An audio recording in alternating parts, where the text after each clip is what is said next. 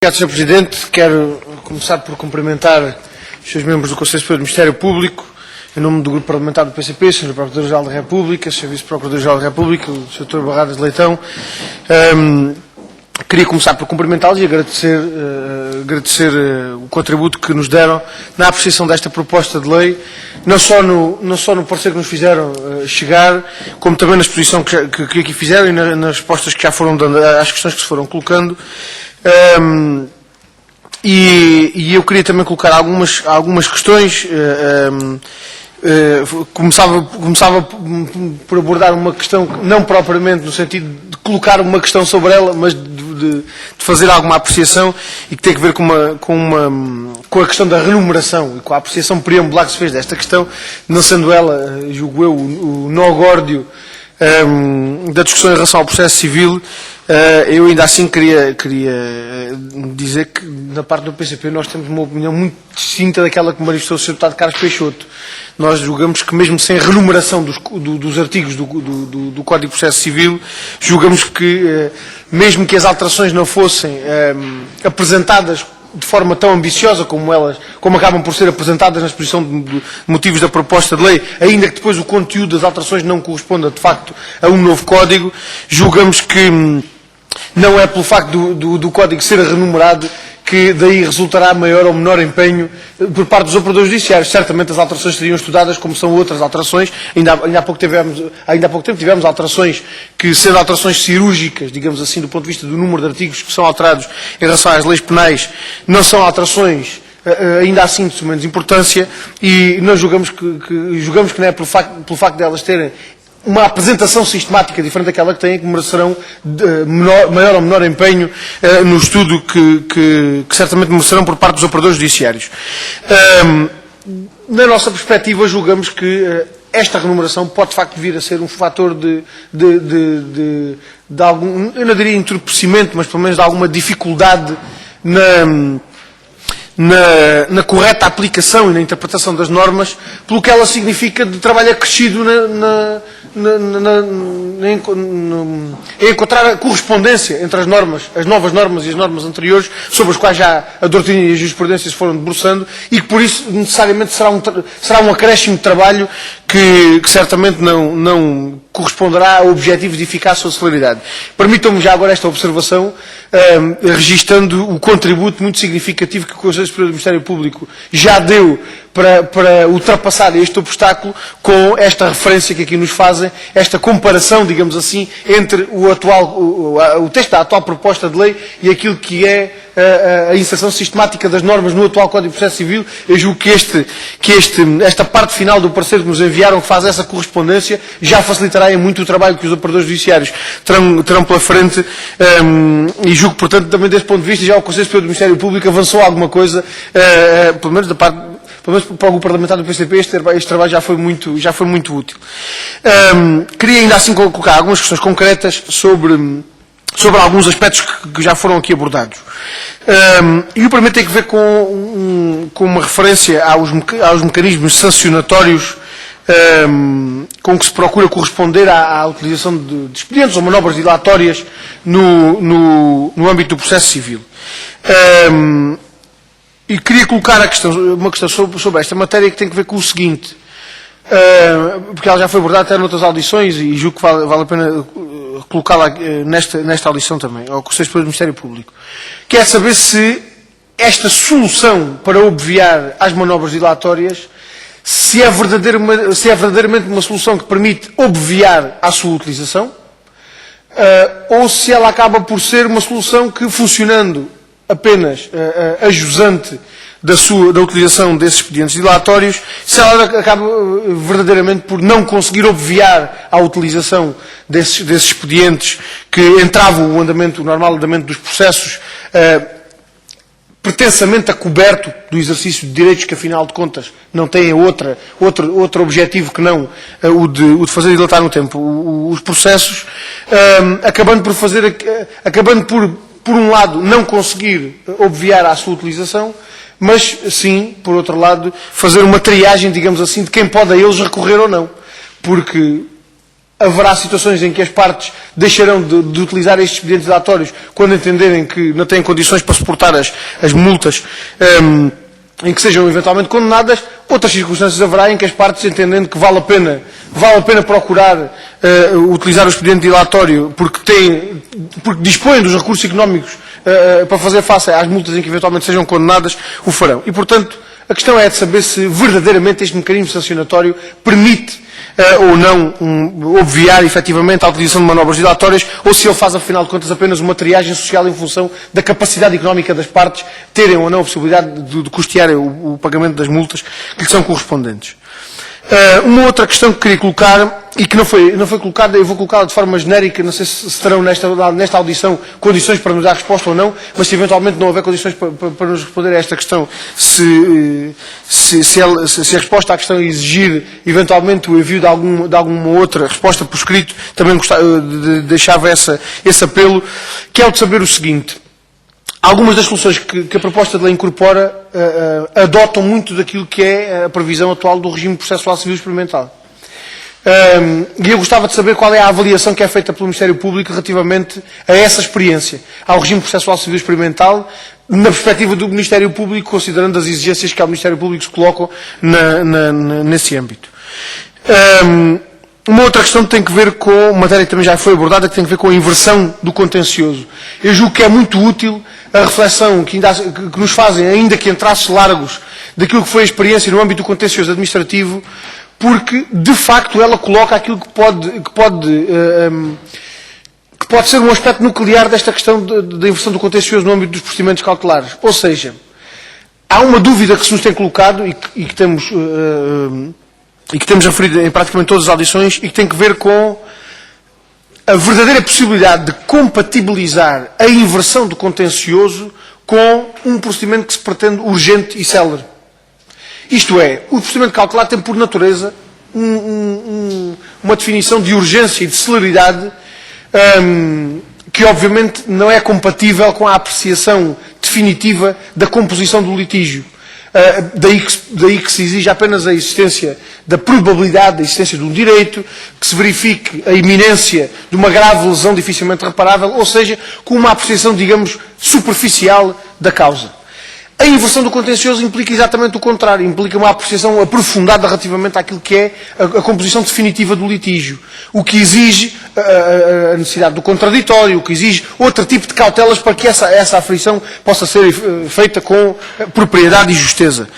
A questão que se nos coloca é se esta figura pode ou não pôr aos ombros dos procedimentos cautelares responsabilidades que não devem caber aos procedimentos cautelares. E eu julgo que esta avaliação que aqui nos fazem relativamente àquilo que aconteceu no âmbito do contencioso administrativo, sobretudo com um afluxo do recurso aos procedimentos cautelares por via, de forma a obter uma solução definitiva do litígio, eu julgo que coloca-nos de facto esta dúvida sobre a verdadeira utilização que os procedimentos cautelares possam vir a ter sob o seu âmbito e, portanto, se isto não introduz aqui algum fator de complexificação de um processo que se pretende urgente e célere. Uma outra questão que queria colocar tem que ver com a matéria do artigo 156, nomeadamente em relação queria aqui suscitar várias leituras das normas do artigo 156 relativamente aos prazos para a prática dos atos dos magistrados. A primeira questão que queria colocar tem que ver com o número 4 e com a fixação dos 3 meses. Ou seja, porquê apenas decorridos 3 meses da prática do ato, ou do decurso do prazo para a prática do ato.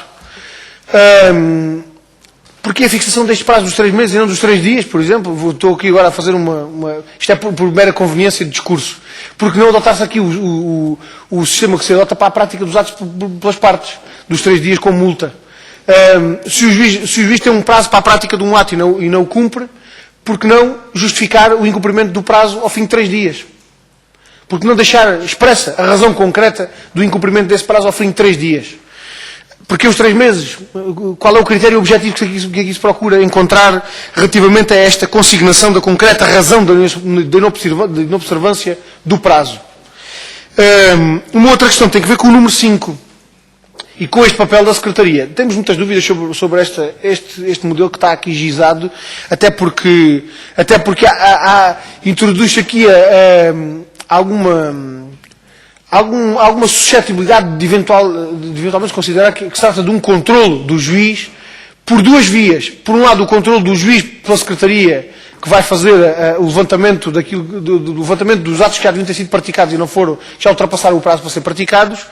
E, por outro lado, uma dúvida que se nos coloca, que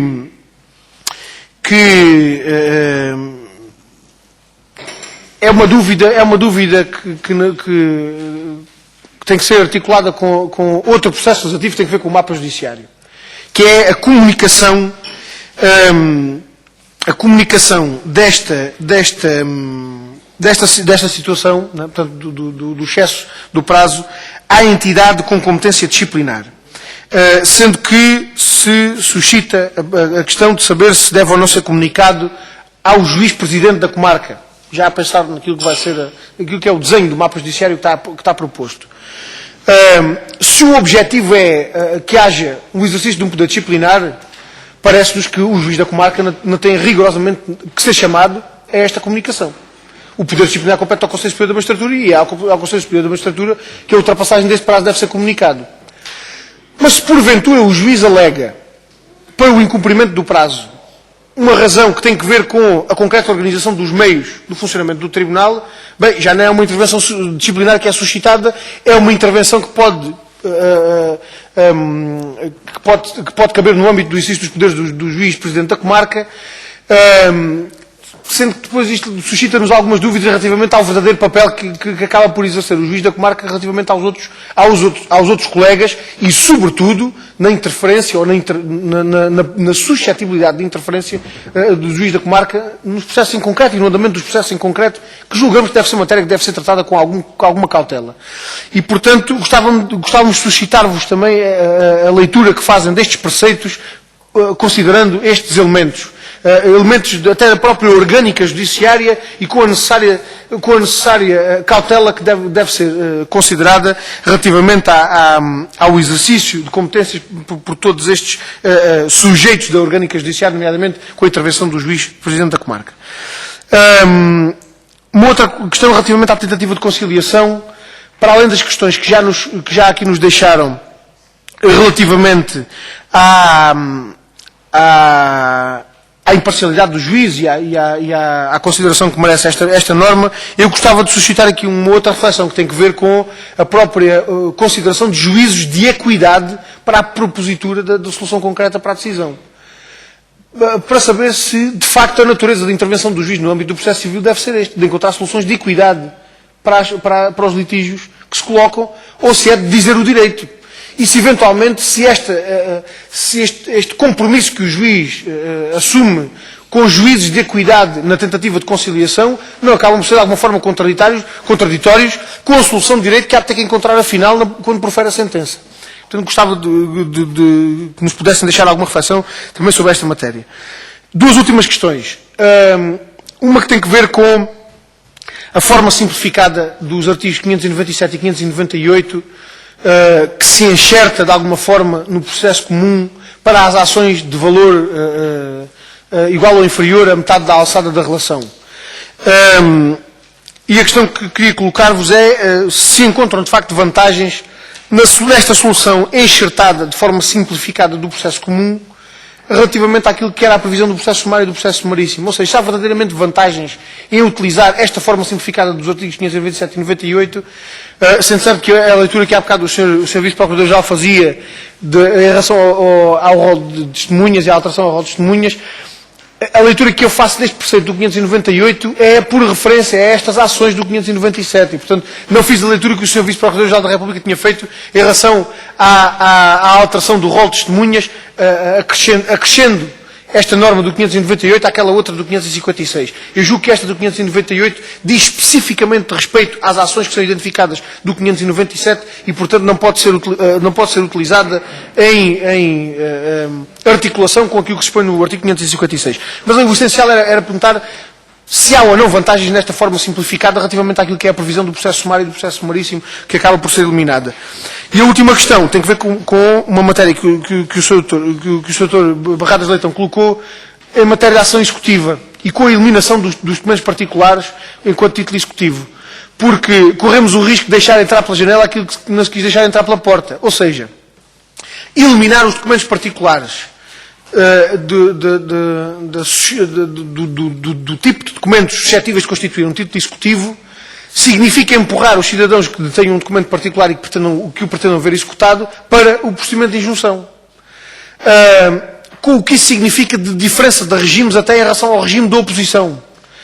Ou seja, a utilização de um documento particular atualmente considerado como título executivo é suscetível de oposição de acordo com um determinado regime que, no âmbito do requerimento de injunção, acaba por ter uma natureza distinta. Haverá verdadeira vantagem nesta solução, considerando-se até aquilo que depois é, de alguma forma, inovatório no âmbito desta proposta de lei, relativamente à validade do requerimento de injunção ao qual é aposta a forma executória. Há verdadeiramente vantagens nesta alteração, empurrando, portanto, os cidadãos e as empresas para o procedimento de injunção, porque, afinal de contas, dispunham apenas de um documento particular que já não pode ser validado como título executivo. Deixava esta questão, até porque essa foi uma reflexão que foi suscitada pelo Dr. Barradas Leitão e julgo que esta dimensão da necessidade de recurso ao procedimento de injunção pode, de alguma forma, baralhar as contas relativamente à diminuição do recurso à ação executiva, portanto, utilizando o documento particular. E a questão é de saber se há verdadeiramente vantagem em fazer esta alteração ou se, por outra via, poderíamos ter, de alguma forma, ganhos com a estabilização que ao longo dos anos fomos tendo com a possibilidade de utilização dos documentos particulares como título executivo.